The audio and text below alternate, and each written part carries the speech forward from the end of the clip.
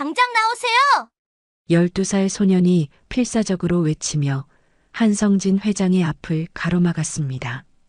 찜질방 탕 앞에서 벌어진 믿을 수 없는 광경이었어요. 얘가 왜 이래? 어른한테 실례잖아.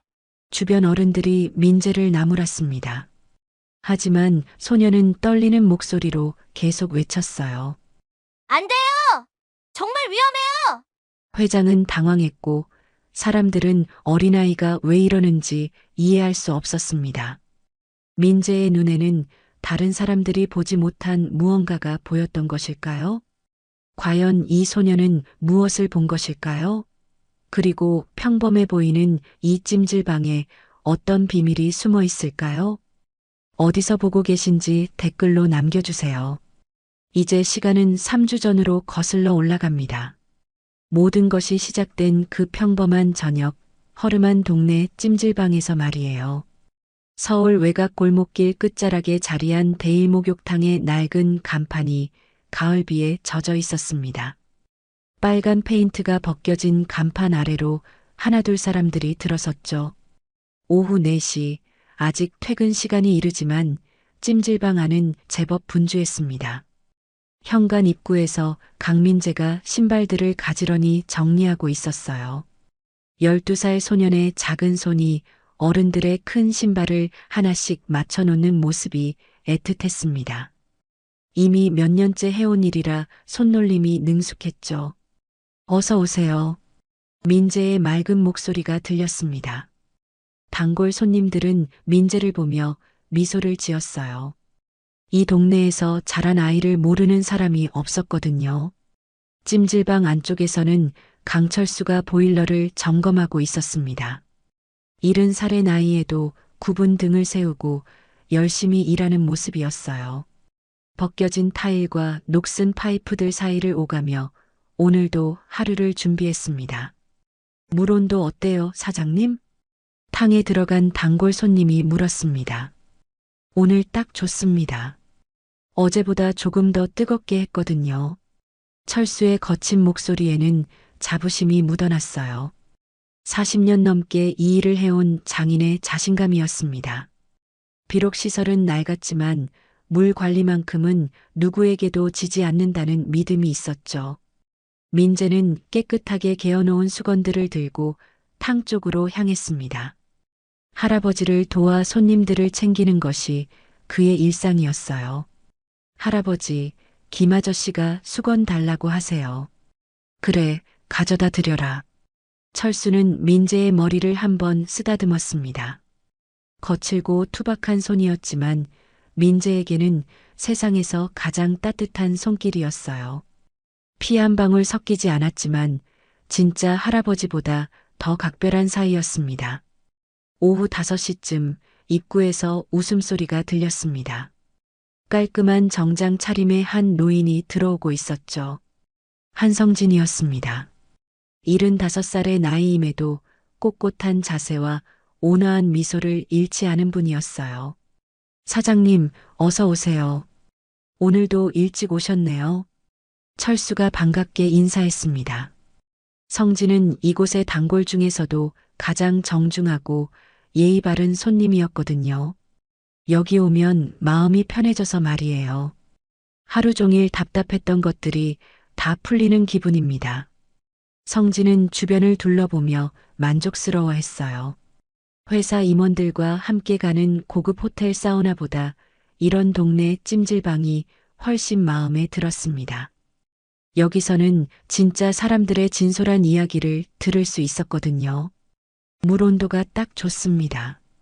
여기 앉으세요. 철수가 성진을 가장 좋은 자리로 안내했어요. 성진은 천천히 탕에 들어가며 깊은 한숨을 내쉬었습니다. 하루 종일 어깨를 짓누르던 무거운 짐들이 따뜻한 물과 함께 녹아내리는 듯 했어요. 사장님은 정말 대단하세요. 이런 곳까지 직접 오시다니. 옆에 앉은 김 아저씨가 존경스러운 눈빛으로 말했습니다. 성진의 정확한 정체는 모르지만 품위 있는 말투와 행동에서 범상치 않은 분이라는 걸 느꼈거든요. 저야말로 감사하죠. 여기 오면 진짜 사람 냄새를 맡을 수 있어서 좋습니다. 요즘 세상에 이런 곳이 얼마나 귀한데요. 성진의 말에는 진심이 담겨 있었어요. 회사에서는 항상 경계하고 신경 써야 할 일들 뿐이었지만 이곳에서는 그냥 평범한 동네 할아버지가 될 수 있었습니다. 민재는 탕 주변을 부지런히 오가며 손님들을 돌봤어요. 때밀이 타월이 떨어지면 새 것으로 갈아주고 찬물이 필요한 분들께는 시원한 물을 가져다 드렸습니다. 어린 나이지만 손님들의 필요를 미리 알아채는 눈치가 빨랐죠. 우리 민재 참 기특해. 저렇게 어린아이가 어른들보다 더 세심하네. 성진이 민재의 부지런한 모습을 지켜보며 철수에게 말했습니다. 네, 착한 아이예요. 어려서부터 여기서 자라서 그런지 손님들 마음을 잘 알아요. 철수의 목소리에는 자랑스러움과 함께 미안함이 섞여 있었어요. 또래 아이들처럼 마음껏 뛰어놀게 해주지 못하는 현실이 늘 마음에 걸렸거든요. 하지만 민재는 불평 한 번 없이 할아버지를 도왔습니다. 저녁 7시가 되자 찜질방은 더욱 북적거리기 시작했어요. 퇴근한 직장인들과 동네 주민들이 하나둘 모여들었습니다. 각자의 힘든 하루를 마무리하고 내일을 준비하러 온 사람들이었죠. 그런데 이상한 일이 벌어졌습니다. 평소 보지 못했던 여자가 조용히 들어왔어요. 박선영이었습니다. 단아한 외모에 고급스러운 옷차림이었지만 왠지 어색해 보였어요. 동네 찜질방과는 어울리지 않는 분위기였거든요. 선영은 주변을 세심하게 살피더니 구석진 자리로 향했습니다. 다른 손님들과 섞이려 노력했지만 어딘가 부자연스러웠어요. 마치 연기를 하는 것 같았습니다. 잠시 후 또 다른 남자가 들어왔어요. 최도훈이었습니다. 40대 초반의 정장 차림 남자였는데 선영과 눈빛을 주고받더니 일부러 다른 자리에 앉았습니다. 서로 모르는 척하면서도 계속 시선을 주고받는 모습이 수상했죠. 민재는 예민한 직감으로 그들의 이상한 행동을 눈치챘어요. 다른 손님들과는 완전히 다른 분위기였거든요. 무언가 중요한 것을 숨기고 있다는 느낌이 들었습니다. 할아버지, 저 사람들 좀 이상해요. 민재가 철수 곁으로 다가가 작은 목소리로 말했어요. 왜 그래? 새로운 손님 들릴 수도 있잖아. 처음 와서 어색한 거겠지. 철수는 대수롭지 않게 여겼습니다. 하지만 민재의 직감은 보통 틀리지 않았어요. 그동안 찜질방에서 보아온 수많은 사람들 중에서도 오늘 이 둘은 확실히 달랐습니다. 선영은 주변을 다시 한번 살핀 후 가방에서 작은 종이봉지를 꺼냈어요. 하얀 가루가 들어있는 봉지였습니다. 그녀는 심장이 뛰는 것을 억누르며 도훈 쪽을 바라봤죠. 도훈도 긴장한 기색이 역력했어요. 평소보다 땀을 많이 흘리고 있었고 자꾸 시계를 확인했습니다. 마치 정해진 시간을 기다리는 것 같았어요. 오늘 밤이면 모든 게 끝날 거야. 선영이 입모양으로 조용히 말했습니다. 도훈은 긴장한 표정으로 고개를 끄덕였어요. 그리고는 봉지를 받기 위해 천천히 선영 쪽으로 이동했습니다. 성진은 아무것도 모른 채 여전히 편안하게 목욕을 즐기고 있었어요. 따뜻한 물에 몸을 맡기고 하루의 피로를 풀고 있었습니다. 오늘도 이곳에서 평온한 시간을 보낼 수 있을 거라고 생각했죠.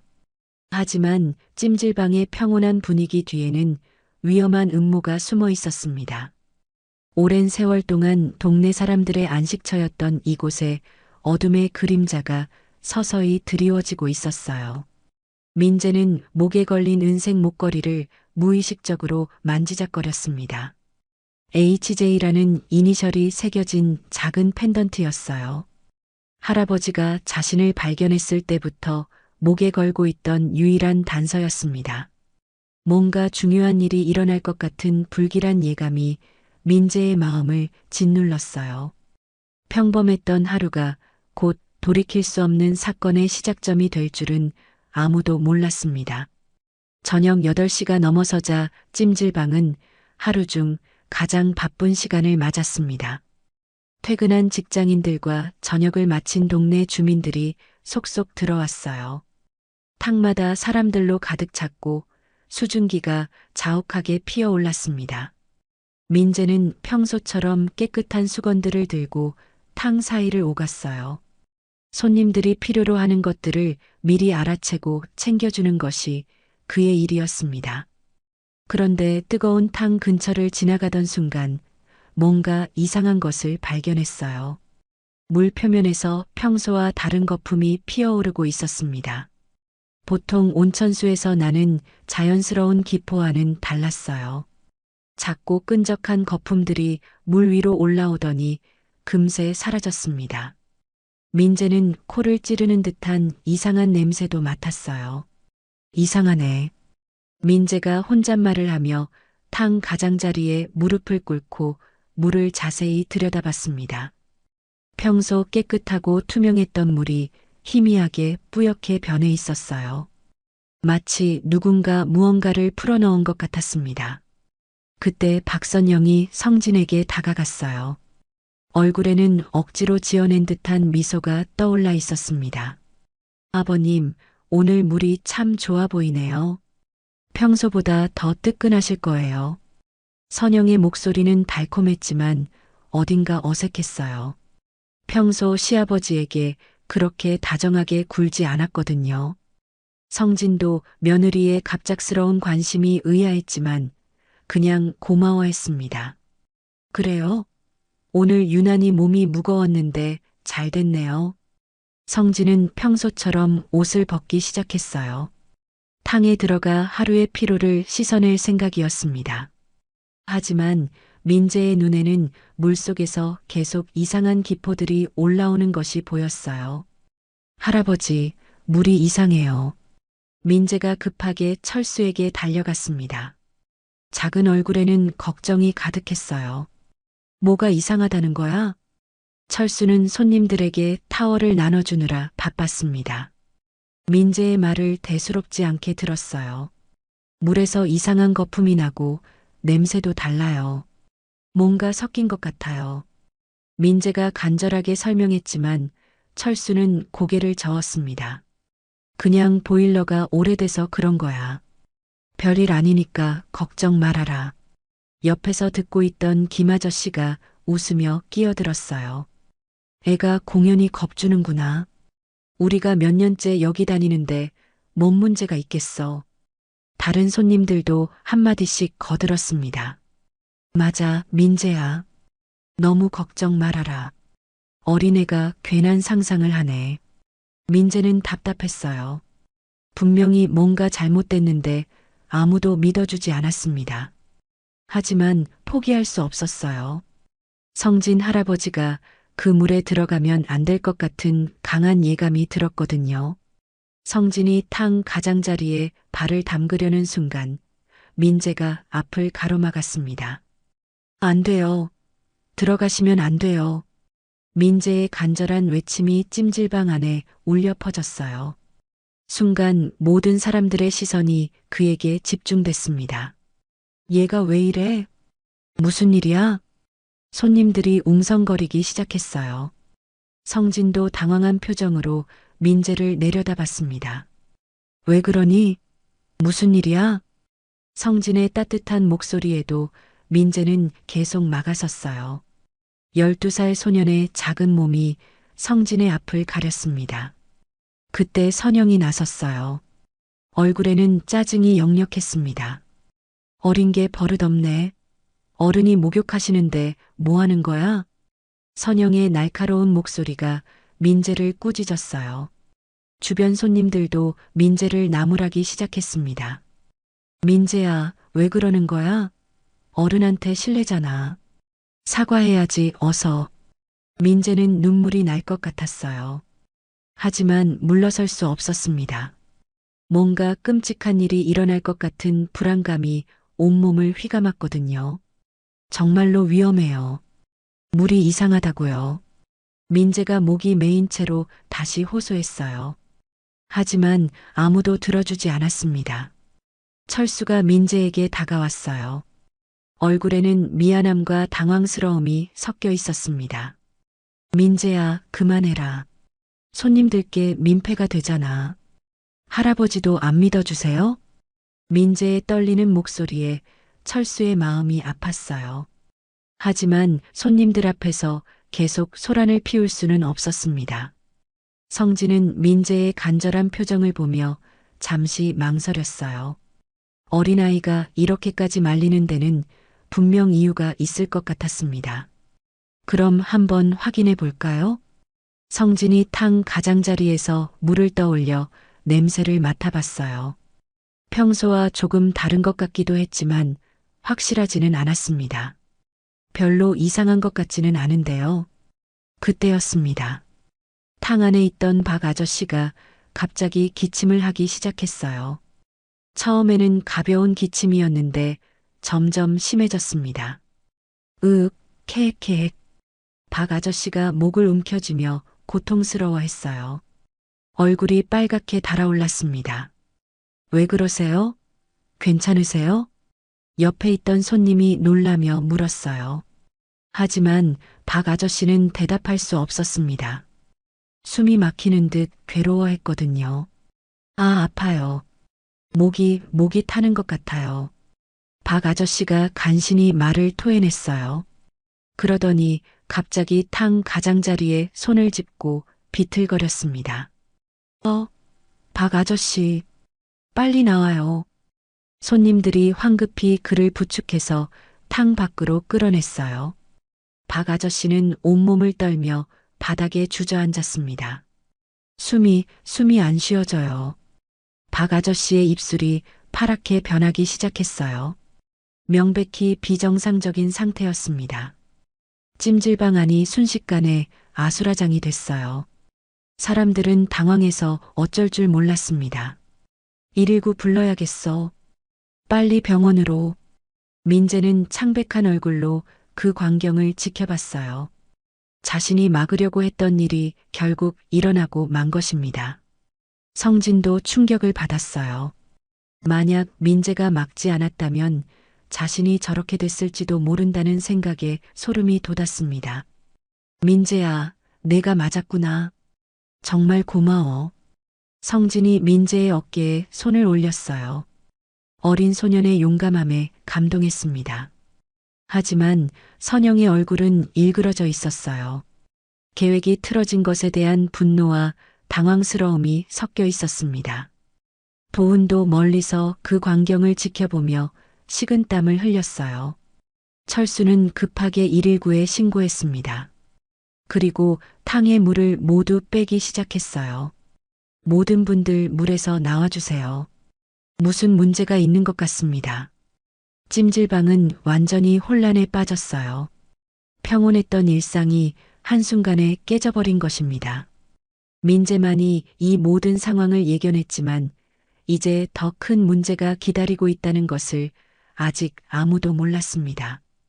박 아저씨가 쓰러진 순간 찜질방 안은 완전한 혼돈에 빠졌습니다. 사람들의 비명소리와 발소리가 뒤섞였어요. 평온했던 저녁 시간이 한순간에 악몽으로 바뀌었습니다. 119 불렀어요. 곧 올 거예요. 철수가 휴대폰을 손에 든 채 소리쳤어요. 하지만 그의 얼굴은 이미 창백해져 있었습니다. 40년 넘게 운영해온 찜질방에서 이런 일이 벌어진 적은 없었거든요. 박 아저씨는 여전히 바닥에 쓰러진 채 괴로워했어요. 얼굴은 붉었다가 파래졌다가 반복했습니다. 목을 감싸주며 숨을 헐떡거리는 모습이 끔찍했어요. 물 좀 주세요. 박 아저씨가 간신히 말을 토해냈어요. 옆에 있던 손님들이 급하게 찬물을 가져다 줬습니다.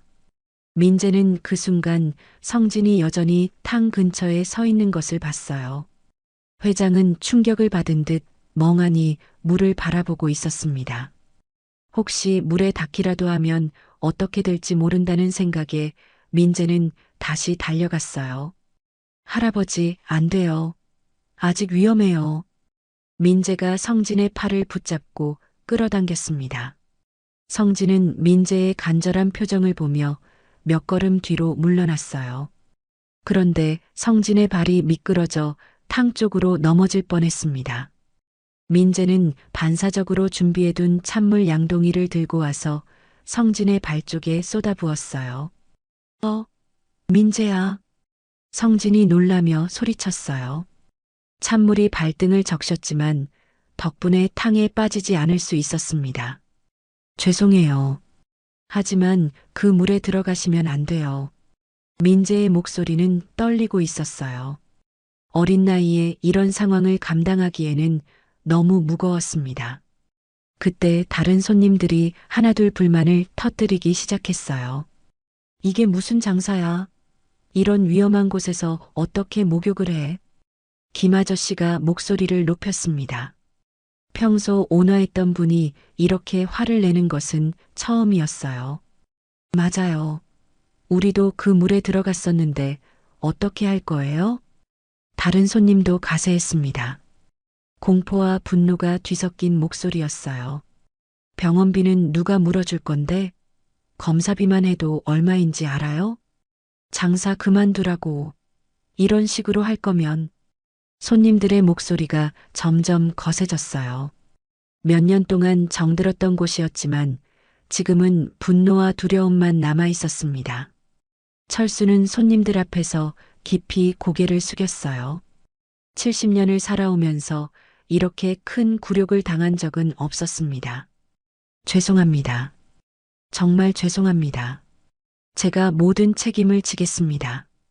철수의 목소리는 바닥에 깔릴 듯 낮았어요. 떨리는 손으로 머리를 조아렸습니다. 책임진다고 해서 될 일이에요? 우리 건강은 어떻게 할 건데? 당장 병원비부터 내놔요. 손님들의 질타가 계속됐어요.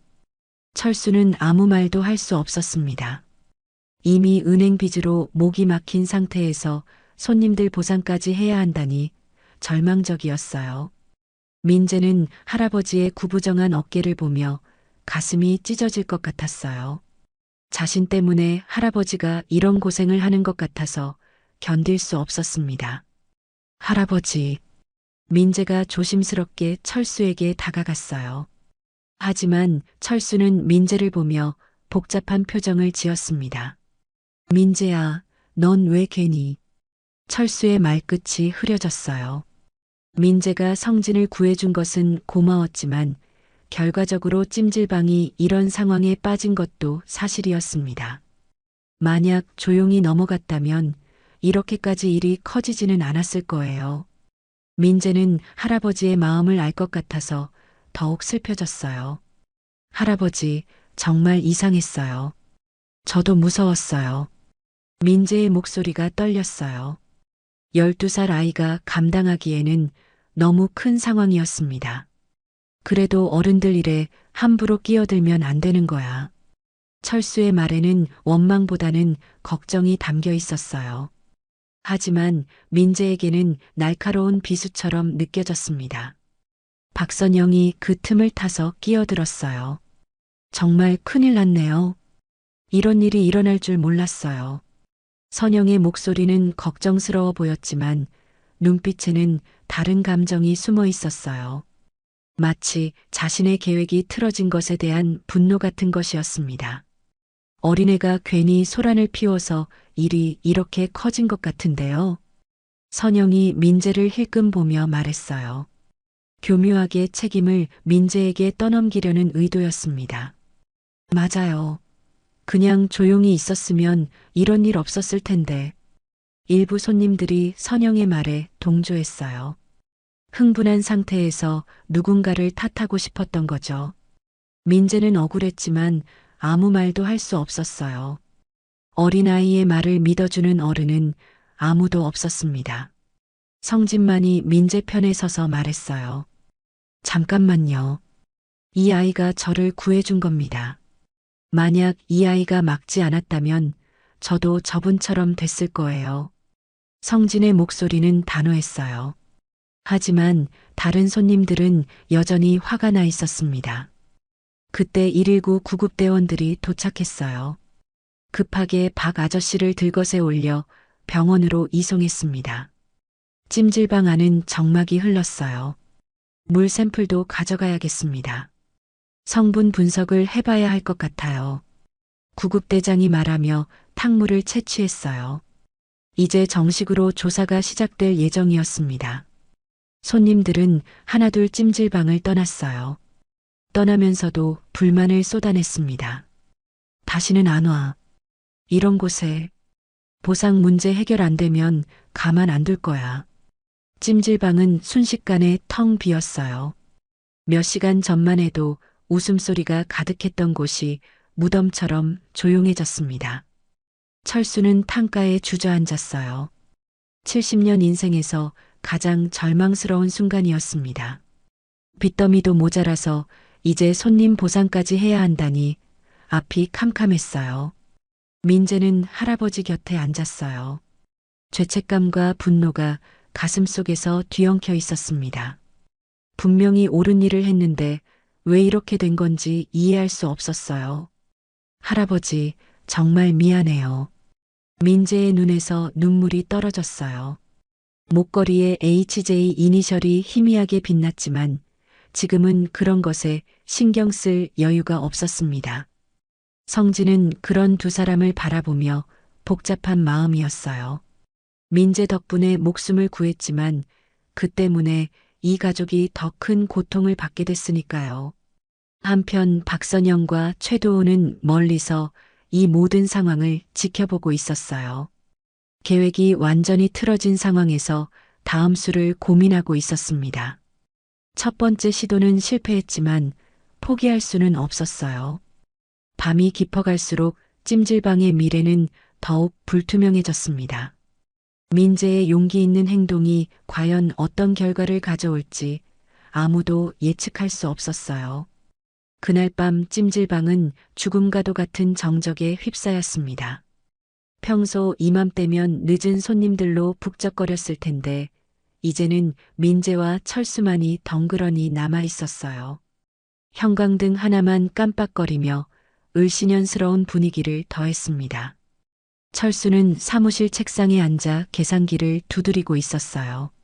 하지만 아무리 계산해봐도 답이 나오지 않았습니다. 은행 대출금의 이자, 그리고 이번에 추가로 물어야 할 손님들 보상금까지 숫자들이 눈앞에서 아른거렸어요. 이런 젠장. 철수가 작은 소리로 욕을 내뱉었어요. 70년을 살아오면서 이렇게 막막했던 적은 없었습니다. 평생 정직하게 일해왔는데 하루아침에 이런 일이 벌어지다니 받아들이기 어려웠어요.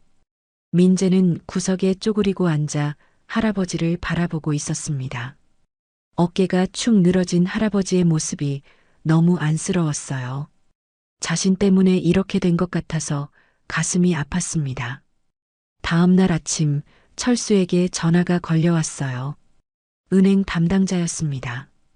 강철수 씨, 어제 사고 소식 들었습니다.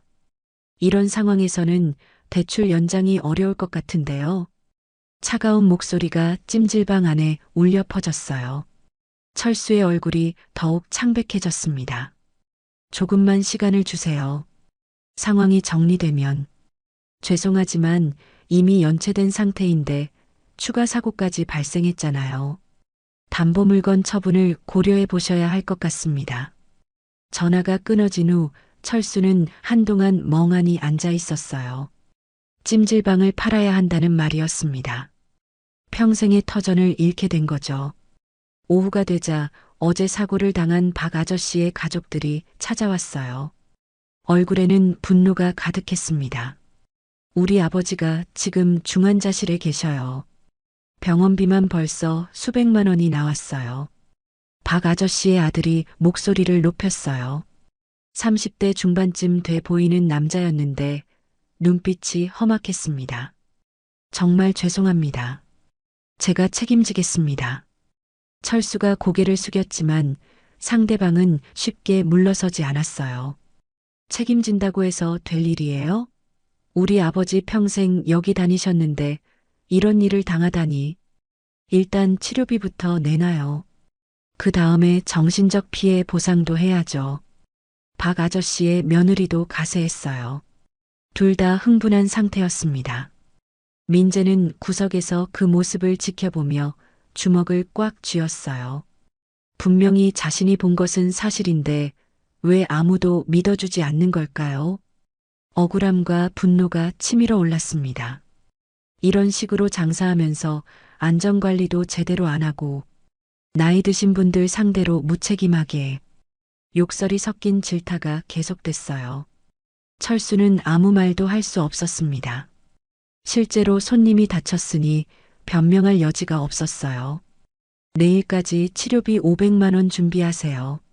안 그러면 고발할 거예요. 박 아저씨 가족이 떠난 후 찜질방은 다시 조용해졌어요. 철수는 벽에 기대어 한숨을 내쉬었습니다. 할아버지, 민재가 조심스럽게 다가갔어요. 하지만 철수는 민재를 보며 복잡한 표정을 지었습니다. 민재야, 이제 정말 어떻게 해야 할지 모르겠다. 철수의 목소리에는 절망이 깔려 있었어요. 70년 인생에서 이렇게 막막했던 적은 없었습니다. 민재는 할아버지의 무너진 모습을 견딜 수 없었어요. 가슴속에서 뭔가 뜨거운 것이 끓어올랐습니다. 내가 본 걸 증명해야 해. 민재가 작은 소리로 혼잣말을 했어요. 하지만 철수는 듣지 못했습니다. 저녁 무렵 민재는 찜질방 문을 나섰어요. 맞은편 건물을 바라보며 생각에 잠겼습니다. 분명히 뭔가 단서가 있을 거라는 확신이 들었어요. 그때 건물 경비실에서 한 아저씨가 나왔습니다. 60대 후반쯤 돼 보이는 분이었어요. 평소 민재를 자주 봤던 터라 안면이 있었습니다. 민재야, 왜 이렇게 풀이 죽어 있어? 경비원 아저씨가 다가와서 물었어요. 민재의 어두운 표정을 보고 걱정이 된 거죠. 어제 찜질방에서 사고가 났어요. 할아버지가 너무 힘들어 하세요. 민재의 목소리는 힘이 없었어요. 12살 아이가 감당하기에는 너무 무거운 상황이었습니다. 아, 그 일 말이구나. 구급차 오는 소리 들었어. 경비원이 고개를 끄덕였어요. 그러더니 갑자기 뭔가 생각난 듯한 표정을 지었습니다. 얘야, 혹시 이거 찾는 거 아니냐? 경비원이 민재를 경비실로 데리고 갔어요. 작은 모니터 앞에 앉더니 CCTV 영상을 돌려봤습니다. 어제 저녁에 이상한 사람들이 돌아다니더라고. 우리 건물 CCTV에 찍혔어. 화면에는 어제 저녁 찜질방 입구 앞 모습이 나왔어요. 그런데 놀라운 장면이 펼쳐졌습니다. 박선영이 찜질방 입구 근처에서 최도훈과 만나는 모습이었어요. 선영이 작은 봉투를 건네주고 도훈이 받는 장면이 선명하게 찍혀 있었습니다. 저 사람이에요. 민재가 소리쳤어요. 모니터 화면을 가리키며 흥분했습니다. 저 여자 어디서 본 것 같은데. 경비원도 선영의 얼굴을 유심히 봤어요. 어디서 본 듯한 기억이 났습니다. 저희 탕에 약품을 넣은 사람들이에요. 제가 분명히 봤어요. 민재의 목소리가 떨렸어요. 드디어 자신이 옳았다는 증거를 찾은 것입니다. 정말? 그럼 이거 큰일이네. 당장 신고해야겠어. 경비원이 놀라며 말했어요. 하지만 민재는 다른 생각이 있었습니다. 아저씨, 이 영상 복사해 주실 수 있어요? 그야 물론이지. USB 가져와라. 민재는 급하게 집으로 달려가서 USB를 가져왔어요. 경비원은 친절하게 영상을 복사해 줬습니다. 조심해라, 민재야. 이런 일은 어른들이 처리해야 해. 경비원의 당부를 들으며 민재는 USB를 꽉 쥐었어요. 작은 손 안에 할아버지를 구할 수 있는 열쇠가 들어 있었습니다. 찜질방으로 돌아온 민재는 철수를 불렀어요. 할아버지, 이거 봐주세요. 민재가 노트북을 켜고 영상을 재생했어요. 선영과 도훈이 은밀하게 만나는 장면이 화면에 떴습니다. 철수의 눈이 커졌어요. 믿을 수 없다는 표정으로 화면을 바라봤습니다. 이게 뭐냐? 어제 저 사람들이 우리 탕에 독을 넣었어요. 제가 분명히 봤다고요. 민재의 목소리는 확신에 차 있었어요. 더 이상 의심받지 않아도 된다는 안도감이 밀려왔습니다. 철수는 영상을 몇 번이나 돌려봤어요. 그리고는 주먹을 꽉 쥐며 몸을 떨었습니다. 내가 널 의심했구나. 정말 미안하다. 철수의 목소리가 갈라졌어요. 손자를 믿지 못했던 자신이 부끄러웠습니다. 이제 어떻게 할까요? 민재가 물었어요.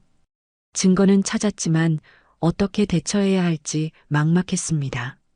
철수는 잠시 생각에 잠겼어요. 그리고는 단호한 표정을 지었습니다. 더 이상 물러서지 않는다. 우리가 당한 걸 그대로 갚아줘야지. 민재도 고개를 끄덕였어요. 비록 어린아이지만 이번만은 끝까지 싸워야 한다는 각오가 서 있었습니다. 그의 눈빛에는 12살 아이답지 않은 결의가 서려 있었어요. 목에 걸린 HJ 목걸이가 희미하게 빛나며 마치 용기를 주는 것 같았습니다. 할아버지와 손자는 서로를 바라보며 다짐했어요. 이제 진짜 싸움이 시작될 거라는 걸 둘 다 알고 있었습니다. CCTV 영상을 발견한 지 이틀 후, 민재는 아침 일찍 편의점에서 신문을 보고 충격을 받았습니다. 지역 신문 사회면에 큼지막하게 실린 기사 제목이 눈에 들어왔어요. 동네 찜질방 소년 허위 소동으로 영업 피해 야기. 민재는 손이 떨려서 신문을 제대로 잡을 수 없었어요. 기사 내용은 더욱 가혹했습니다. 12살 소년이 관심을 끌기 위해 거짓말을 했고 그 때문에 무고한 찜질방 사업자가 피해를 보고 있다는 내용이었어요. 편의점 아주머니가 민재를 보더니 혀를 찼습니다. 아이고, 저 애가 그 애구나. 어린 게 무슨 짓을 한 거야. 민재는 얼굴이 빨갛게 달아올라 편의점을 뛰쳐나왔어요. 길에서 만나는 동네 사람들의 시선이 모두 곱지 않았습니다. 찜질방으로 돌아와 보니 철수가 전화를 받고 있었어요. 얼굴이 창백했습니다. 네, 그렇습니다. 하지만 제 손자가 거짓말을 할 아이가 아닙니다. 철수의 목소리는 떨리고 있었어요. 상대방은 보건소 담당자였습니다. 어제 재검사 결과가 나왔는데 탕물에서 이상 물질이 검출되지 않았습니다. 청소업체에서도 정상적으로 관리했다고 확인서를 제출했고요. 전화가 끊어진 후 철수는 힘없이 의자에 주저앉았어요. 뭔가 조작된 것 같았지만 증명할 방법이 없었습니다. 민재는 USB를 꺼내들며 말했어요. 할아버지, 우리한테는 이게 있잖아요. 하지만 이것만으로는 부족해. 상대방이 너무 치밀하게 준비했어. 철수의 말이 맞았어요. 박선영과 최도우는 이미 모든 증거를 없애고 오히려 민재를 거짓말쟁이로 만들어버렸습니다. 오후가 되자 더 큰 충격이 기다리고 있었어요. 은행 직원이 찾아온 것입니다. 강철수 씨, 이번 사건으로 인해 신용 등급이 더 떨어졌습니다. 담보 가치도 하락했고요. 30대 중반의 은행 직원은 차가운 목소리로 말했어요. 일주일 안에 대출금을 상환하시거나 부동산을 매각하셔야 합니다. 제발 조금만 더 시간을 주세요. 상황이 정리되면. 철수가 애걸했지만 은행 직원은 단호했어요. 이미 여러 번 연장해 드렸잖아요. 더 이상은 어렵습니다. 은행 직원이 떠난 후 찜질방은 죽음과 같은 정적에 휩싸였어요. 평생의 터전을 잃게 될 위기였습니다. 저녁 무렵 동네 아주머니들이 하나둘 찾아왔어요. 하지만 목욕을 하러 온 게 아니었습니다. 사장님, 언제까지 이럴 거예요? 우리도 불안해서 못 다니겠어요. 김 아주머니가 불만을 토했어요. 평소 단골이었는데 이제는 불신의 눈빛이었습니다. 저 애 때문에 괜히 소동만 일어났잖아요. 보상금 문제까지 터지게 만들고 다른 아주머니도 가세했어요. 민재를 향한 시선이 차갑게 식어 있었습니다. 애가 관심받고 싶어서 거짓말한 거 아니에요? 신문에도 나왔던데. 민재는 어른들의 따가운 시선을 받으며 주눅이 들었어요. 자신을 믿어주던 동네 사람들마저 등을 돌린 것입니다. 괜히 보상금 문제 터지게 만든 애. 어린 게 어른 일에 함부로 끼어들어서 수군거리는 소리들이 민재의 귀에 날카롭게 꽂혔어요. 12살 아이가 감당하기에는 너무 큰 상처였습니다. 그날 밤 민재는 CCTV 복사본을 손에 꽉 쥐고 있었어요. 작은 USB 하나만이 진실을 증명할 수 있는 유일한 증거였습니다. 누군가 일부러 한 거예요. 절대 포기 안 해요. 민재가 작은 목소리로 다짐했어요. 하지만 현실은 너무 버거웠습니다. 한편 고급 아파트에서 박선영은 최도훈과 통화를 하고 있었어요. 일단 1차적으로는 성공했어. 언론도 우리 편이고 증거도 다 없앴고. 선영의 목소리에는 냉소가 담겨 있었어요. 하지만 그 CCTV 영상이 문제예요. 혹시 누군가 봤을 수도 있고. 도훈이 걱정스럽게 말했어요. 애 하나 때문에 우리 가문이 흔들리겠어? 그런 일은 절대 없을 거야. 선영은 뻔뻔했어요. 12살 아이의 용기 따위는 눈에 보이지 않았습니다. 다음 계획은 어떻게 할까요? 시아버지가 계속 그 찜질방에 다니는 한 기회는 또 올 거야. 좀 더 완벽하게 준비하면 돼. 둘의 대화는 더욱 음흉해졌어요. 첫 번째 실패를 교훈 삼아 더욱 치밀한 계획을 세우고 있었습니다. 며칠이 지나자 찜질방은 완전히 텅 비어갔어요. 평소 북적이던 저녁 시간에도 손님이 한 명도 없었습니다. 동네 사람들은 모두 민재와 철수를 외면했어요. 철수는 빈 찜질방을 바라보며 한숨을 내쉬었어요. 40년 넘게 쌓아온 신뢰가 하루아침에 무너져 내렸습니다.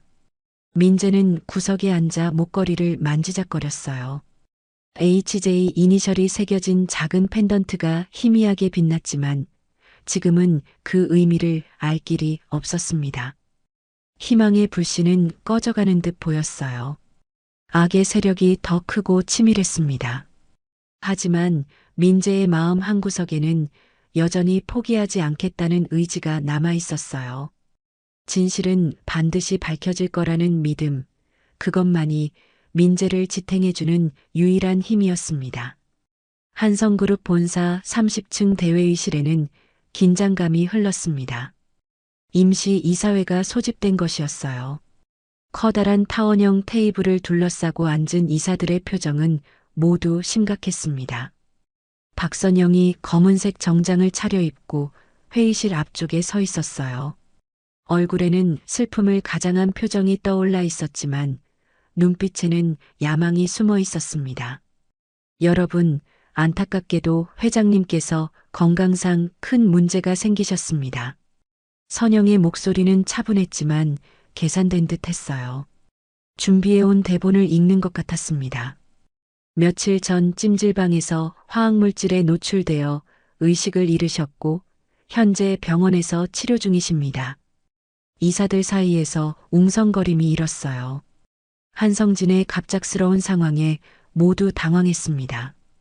따라서 회사 경영의 공백을 막기 위해 제가 임시로 경영권을 승계하고자 합니다. 선영이 미리 준비한 서류를 테이블 위에 올려놓았어요. 의료진의 소견서와 함께 경영권 승계 관련 서류들이었습니다. 잠깐, 회장님이 정말 그렇게 위험한 상태인가요? 한 이사가 의문을 표했어요. 하지만 선영은 태연하게 대답했습니다. 안타깝게도 그렇습니다. 독성 물질에 노출되어 신경계에 손상을 입으셨어요. 그때 회의실 문이 열렸습니다. 모든 시선이 문 쪽으로 향했어요. 뜻밖에도 한성진이 들어서고 있었습니다. 아버님, 선영이 깜짝 놀라며 일어섰어요. 얼굴이 순간 하얗게 질렸습니다. 무슨 일로 여기 계신지. 성진은 평소와 다름없는 건강한 모습이었어요. 선영의 거짓말이 한순간에 들통난 것입니다. 며느리가 내 건강을 걱정해 주는 것 같은데 다행히 아무 문제 없습니다. 성진의 목소리는 차분했지만 날카로웠어요. 선영의 음모를 이미 눈치챈 듯 했습니다. 그런데 이상하네요. 내가 언제 화학물질에 노출되어 의식을 잃었다고 했나요? 이사들이 웅성거리기 시작했어요. 선영은 당황해서 말을 더듬었습니다. 그게 아니라 제가 잘못 알았나 봅니다. 그때 회의실 문이 다시 열렸어요. 이번에는 더욱 뜻밖의 인물들이 나타났습니다. 강철수와 강민재였어요. 저기요, 잠깐만요. 민재가 작은 목소리로 외쳤어요. 회의실 안의 모든 사람들이 갑작스러운 방문객들을 바라봤습니다. 누구죠? 어떻게 여기까지 들어왔나요? 한 이사가 당황하며 물었어요. 하지만 성진이 손을 들어 제지했습니다. 이분들은 내 생명의 은인입니다. 들어오세요. 철수와 민재가 조심스럽게 회의실 안으로 들어왔어요. 고급스러운 회의실 분위기에 위축된 모습이었지만 민재의 눈빛만은 단호했습니다. 증거가 있어요. 민재가 작은 손으로 USB를 높이 들며 외쳤어요. 12살 아이의 간절한 목소리가 회의실에 울려 퍼졌습니다. 선영의 얼굴이 더욱 창백해졌어요. 식은땀이 이마에 맺히기 시작했습니다. 무슨 증거 말인가요? 성진이 민재에게 다가가며 물었어요. 민재는 USB를 성진에게 건넸습니다. 이 영상을 봐주세요. 저 아줌마가 나쁜 아저씨와 함께 할아버지를 해치려고 했어요. 회의실 앞쪽 대형 스크린에 CCTV 영상이 재생되기 시작했어요. 찜질방 맞은편 건물에서 촬영된 영상이었습니다. 화면에는 박선영과 최도훈이 은밀하게 만나는 모습이 선명하게 나타났어요. 선영이 작은 봉투를 건네주는 장면도 확실히 보였습니다. 오늘 밤이 기회야. 저 사람만 없으면 우린 안전해. 영상 속에서 선영의 목소리가 들렸어요. 음성은 작았지만 입모양으로 내용을 알 수 있었습니다. 회의실이 순간 조용해졌어요. 이사들은 믿을 수 없다는 표정으로 화면을 바라봤습니다. 이건 조작된 영상입니다. 믿지 마세요. 선영이 다급하게 소리쳤어요. 하지만 그녀의 목소리는 떨리고 있었습니다. 조작이라고요? 그럼 이 영상 속 인물이 당신이 아니라는 말인가요? 성진이 차갑게 물었어요. 화면 속 선영의 모습은 너무나 선명했습니다. 민재가 앞으로 나서며 말했어요. 저는 그날 분명히 봤어요. 저 아줌마가 이상한 가루를 탕에 넣으려고 했어요. 거짓말이에요. 어린애 말을 어떻게 믿어요? 선영이 절규했지만 영상은 명백한 증거였어요. 철수도 용기를 내어 말했습니다. 저희 찜질방에서 일어난 사고가 바로 이 때문이었습니다. 무고한 손님이 다쳤어요. 이사들 사이에서 웅성거림이 더욱 커졌어요.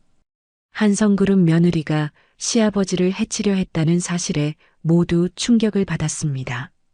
성진은 자리에서 일어나 민재에게 다가갔어요. 그리고는 무릎을 꿇고 민재와 눈높이를 맞췄습니다. 이 아이가 아니었다면 나는 이미 저 세상에 있을 뻔했습니다. 성진의 목소리에는 진심 어린 감사가 담겨 있었어요. 용감한 아이였어요. 어른들이 모두 무시할 때도 끝까지 포기하지 않았죠. 민재는 그동안 쌓였던 억울함과 분노가 한순간에 풀어지는 것을 느꼈어요. 가슴 한구석이 따뜻해졌습니다. 할아버지도 저를 믿어주세요. 민재가 철수를 돌아보며 말했어요. 철수는 눈물을 훔치며 민재를 끌어안았습니다. 미안했다, 민재야. 할아버지가 잘못했어. 선영은 이제 완전히 궁지에 몰렸어요. 변명할 여지가 전혀 없었습니다. 경찰에 신고하겠습니다. 살인미수 혐의로요. 한 이사가 단호하게 말했어요. 다른 이사들도 고개를 끄덕였습니다. 잠깐만요. 이건 오해예요. 선영이 마지막 발악을 했지만 소용없었어요. 이미 모든 것이 드러난 상황이었습니다. 민재는 비로소 억울함에서 벗어나 깊은 숨을 내쉴 수 있었어요. 그동안 아무도 믿어주지 않았던 진실이 마침내 밝혀진 것입니다. 하지만 민재는 아직 모르고 있었어요. 목에 걸린 HJ 목걸이가 자신과 한성진을 연결하는 더 큰 비밀을 간직하고 있다는 것을, 그리고 이 사건이 또 다른 반전의 시작에 불과하다는 것을 말이에요. 회의실 밖에서는 이미 경찰이 대기하고 있었습니다. 선영의 음모는 이제 끝이 났지만 진짜 이야기는 이제부터 시작될 예정이었어요. 회의실 안의 긴장감이 조금씩 누그러지고 있었습니다. 박선영의 음모가 드러나면서 한성진의 위기는 일단락된 것 같았어요. 하지만 성진의 시선은 계속해서 민재에게 머물러 있었습니다. 특히 민재의 목에 걸린 작은 목걸이가 그의 눈길을 끌었어요. 낡은 은색 펜던트에 새겨진 HJ라는 이니셜이 선명하게 보였습니다. 성진의 얼굴에 이상한 표정이 스쳐 지나갔어요. 잠깐. 성진이 갑자기 말을 멈췄습니다. 그리고는 천천히 민재에게 다가갔어요. 이사들은 모두 궁금한 표정으로 지켜봤습니다. 그 목걸이, 어디서 난 거지? 성진의 목소리가 떨렸어요. 20년 전 기억이 물밀듯이 밀려왔습니다. 바로 그 목걸이를 본 적이 있었거든요. 민재는 무의식적으로 목걸이를 만지작거렸어요. 이거요? 할아버지가 저를 발견했을 때부터 목에 걸고 있었어요. 철수의 얼굴이 굳어졌습니다. 오랫동안 숨겨왔던 비밀이 드러날 순간이 온 것 같았어요. 성진은 더욱 가까이 다가가서 목걸이를 자세히 살펴봤습니다. 뒷면에는 작은 글씨로 2005.3, 15라는 날짜가 새겨져 있었어요. 그의 손이 심하게 떨리기 시작했습니다. 이건 내 딸 현주가 가지고 있던 거야. 성진의 말에 회의실이 조용해졌어요. 이사들도 무슨 일인지 궁금해했습니다. 현주? 한현주 말씀이세요? 한 이사가 조심스럽게 물었어요. 한성진의 둘째 딸 한현주는 20년 전 집을 나간 후 연락이 끊긴 상태였습니다. 철수는 더 이상 숨길 수 없다는 걸 알았어요. 무거운 한숨을 내쉬며 입을 열었습니다. 사실 이 아이는 제 친손자가 아닙니다. 회의실에 충격이 흘렀어요. 민재도 놀란 표정으로 철수를 바라봤습니다. 20년 전 한 여자가 갓난아이를 안고 저희 찜질방에 왔어요. 아이를 잠깐 맡아달라고 하면서 금방 돌아온다고 했죠. 철수의 목소리가 떨렸어요. 오랫동안 가슴에 묻어둔 이야기였습니다. 하지만 그 여자는 돌아오지 않았어요. 며칠을 기다려도 소식이 없었죠. 성진의 얼굴이 점점 창백해졌어요. 딸의 행방을 20년 동안 찾아왔는데 그 단서가 여기에 있었던 것입니다. 그 여자의 이름이 뭐였나요? 성진이 간절하게 물었어요. 한현주라고 했습니다. 키가 크고 눈이 큰 예쁜 여자였어요. 철수의 대답에 성진은 자리에 주저앉을 뻔했어요. 정말로 자신의 딸이었습니다. 그럼 이 아이가, 네, 당신의 외손자입니다. 철수가 고개를 끄덕였어요. 민재는 아직 상황을 완전히 이해하지 못했지만 뭔가 중요한 일이 벌어지고 있다는 걸 느꼈습니다. 성진은 떨리는 손으로 민재의 얼굴을 바라봤어요. 이제 보니 딸 현주의 모습이 겹쳐 보였습니다. 특히 눈매가 똑같았어요. 현주는 어떻게 됐나요? 성진의 목소리에는 20년간의 그리움이 담겨 있었어요. 철수는 슬픈 표정을 지었습니다. 몇 달 후에 소식을 들었어요. 교통사고로 돌아가셨다고 했습니다. 성진의 눈에서 눈물이 떨어졌어요. 딸을 영영 잃었다는 현실이 가슴을 찔렀습니다. 그때 저는 이미 민재를 제 손자처럼 키우고 있었어요. 혈육이 나타날까봐 무서웠지만 차마 버릴 수가 없었거든요. 철수의 말에 진심이 담겨 있었어요. 20년 동안 민재를 진짜 손자처럼 아껴왔던 것입니다. 민재는 눈물을 글썽이며 성진을 올려다봤어요. 저, 진짜로 제 할아버지를 찾은 건가요? 민재의 순수한 질문에 성진의 마음이 무너졌어요. 20년 동안 찾고 있던 혈육이 바로 눈앞에 있었던 것입니다. 그래, 넌 내 소중한 외손자야. 성진이 떨리는 손으로 민재를 끌어안았어요. 할아버지와 손자의 첫 번째 포옹이었습니다. 회의실 안의 이사들도 모두 감동받았어요.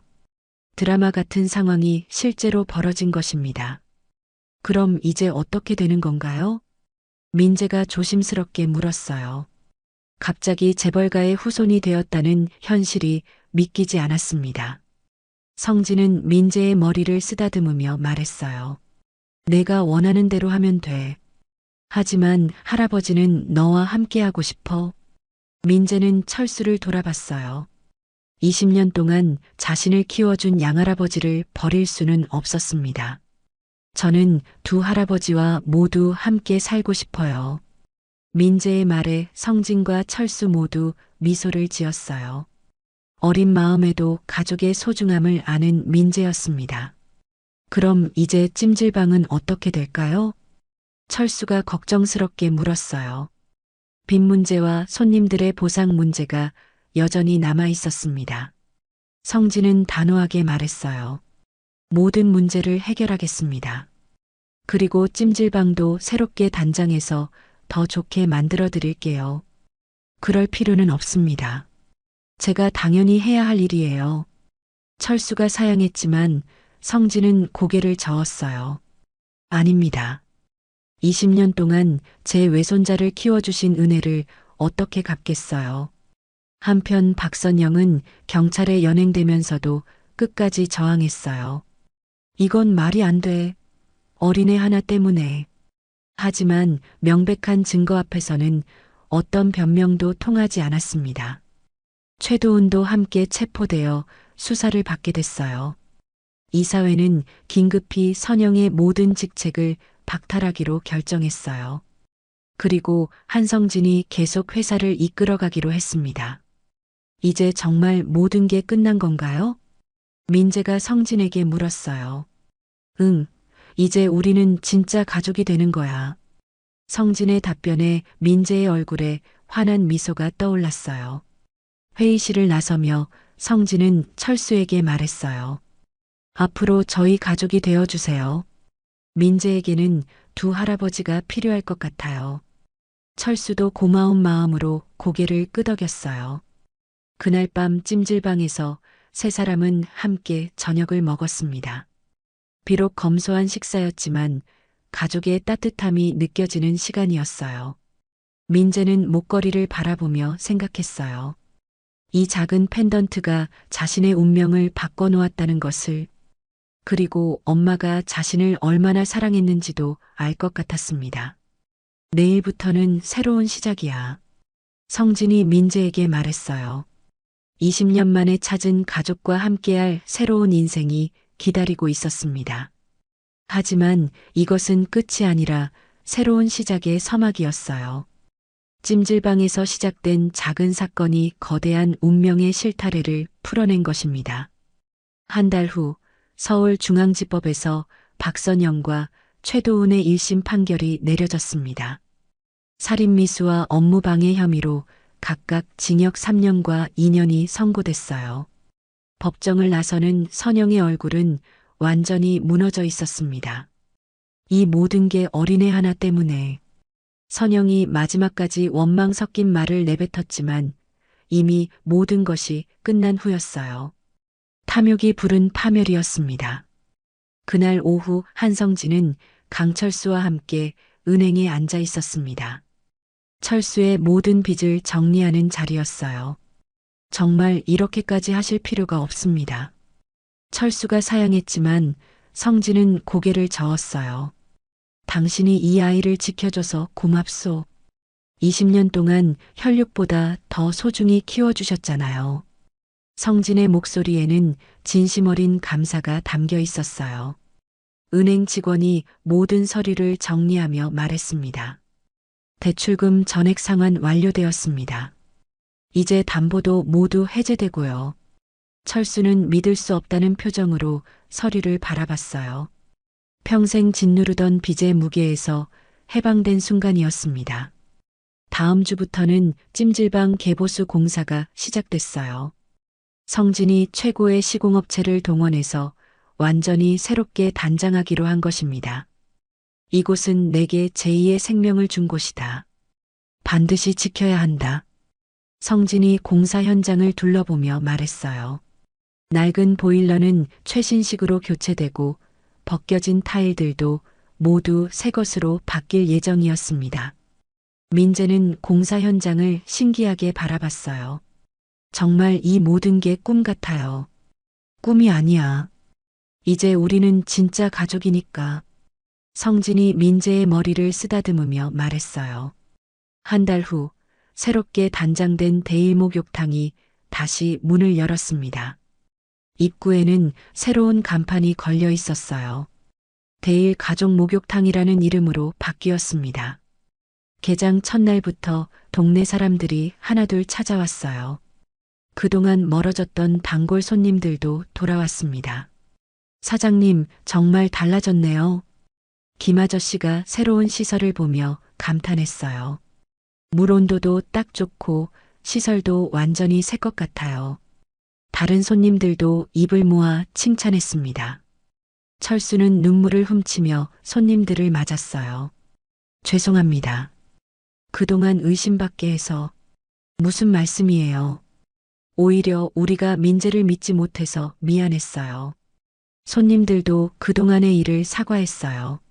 진실이 밝혀진 후 모든 오해가 풀린 것입니다. 민재는 이제 더 이상 허름한 찜질방 소년이 아니었어요.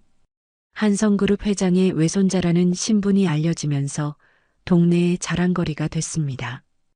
우리 민재가 그 큰 회사 손자였다니. 역시 보통 아이가 아니더라. 동네 아주머니들이 민재를 보며 대견해했어요. 하지만 민재는 변하지 않았습니다. 여전히 찜질방에서 손님들을 도우며 일했어요. 어느 저녁 성진과 철수, 민재 세 사람이 새로 꾸민 휴게실에 앉아 차를 마시고 있었습니다. 참 신기해요. 제가 할아버지를 구하려다가 진짜 할아버지를 만났다니. 민재가 목걸이를 만지작거리며 말했어요. 운명이라는 게 참 묘하구나. 내 엄마가 하늘에서 우리를 이어준 것 같아. 성진의 목소리에는 그리움이 섞여 있었어요. 딸 현주에 대한 그리움 말이에요. 앞으로 어떻게 살 건지 생각해 봤니? 성진이 민재에게 물었어요. 저는 두 할아버지와 함께 여기서 살고 싶어요. 그리고 나중에 커서도 이 찜질방을 지키고 싶고요. 민재의 답변에 철수와 성진 모두 미소를 지었어요. 좋은 생각이야. 하지만 공부도 열심히 해야 해. 네, 할아버지. 몇 주 후 지역 신문에 특집 기사가 실렸어요.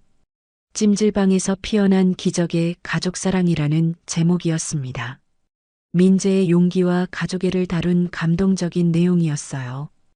기사를 본 많은 사람들이 찜질방을 찾아왔어요. 멀리서도 구경 오는 사람들이 생겼습니다. 철수는 바쁘면서도 행복한 나날을 보냈어요. 내가 가진 재산 중 가장 값진 건 바로 가족이구나. 성진이 민재를 바라보며 말했어요.